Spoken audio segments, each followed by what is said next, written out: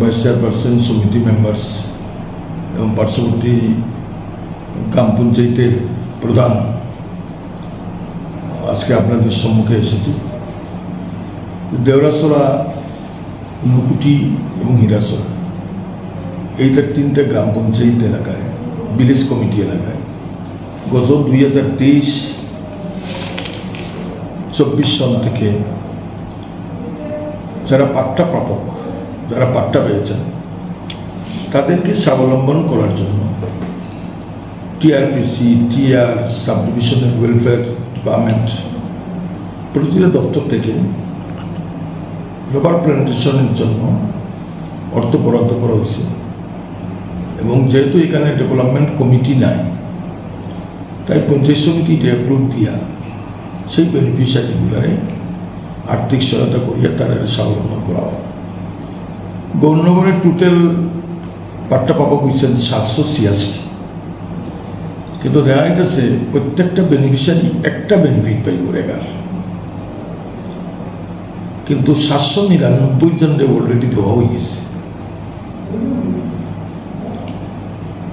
এবং বর্তমানে দেখা গেছে আরো 234 জন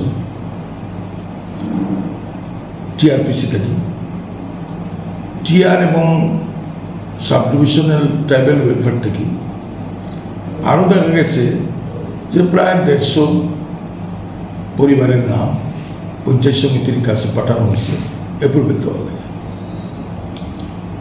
আমরা এই লিস্ট পাওয়ার পরে মাননীয় জেলা শাসককে লিখিতভাবে জানিয়েছি যে এই বেনিফিশিয়ারি সিলেকশন করছে কে, যেহেতু ভিলেজ কমিটি নাই, ডেভেলপমেন্টও ব্লক ডেভেলপমেন্ট কমিটিও নাই,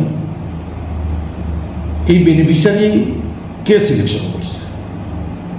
দেখা গেছে একটা জায়গাতে এই বেনিফিশিয়ারির তালিকায় মাননীয় মন্ত্রী ট্রাইবাল ওয়েলফেয়ার এই মন্ত্রী রিকমেন্ডেশন করিয়া মহকুমা শাসকের কাছে পাঠাইছে, মহকুমা শাসক থেকে আমাদের কাছে আইছে।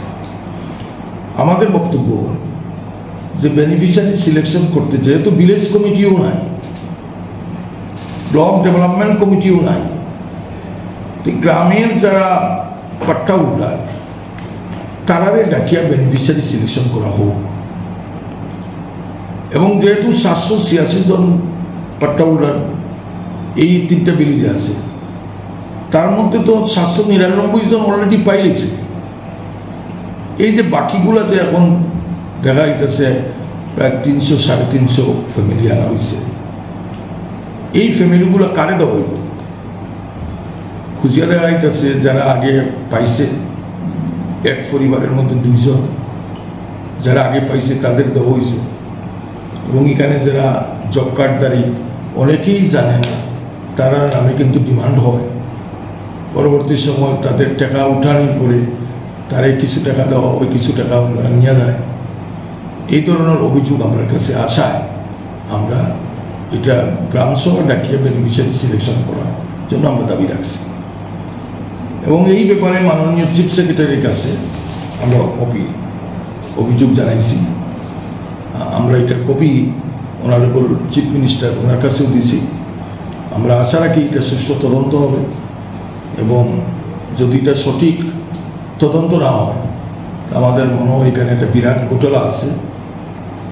এই তদন্তের মাধ্যমে সেই ঘোটালাটা উন্মোচন করার জন্য আমরা গৌরনগর পঞ্চায়েত সমিতির পক্ষ থেকে আমরা মাননীয় মুখ্যমন্ত্রীর কাছে দাবি জানাচ্ছি। শেফদের পছন্দ সিস্টার মশলা, যা মডার্ন টেকনোলজি এবং স্বাস্থ্যসম্মত। সিস্টার, নিশ্চিন্তের প্রতীক।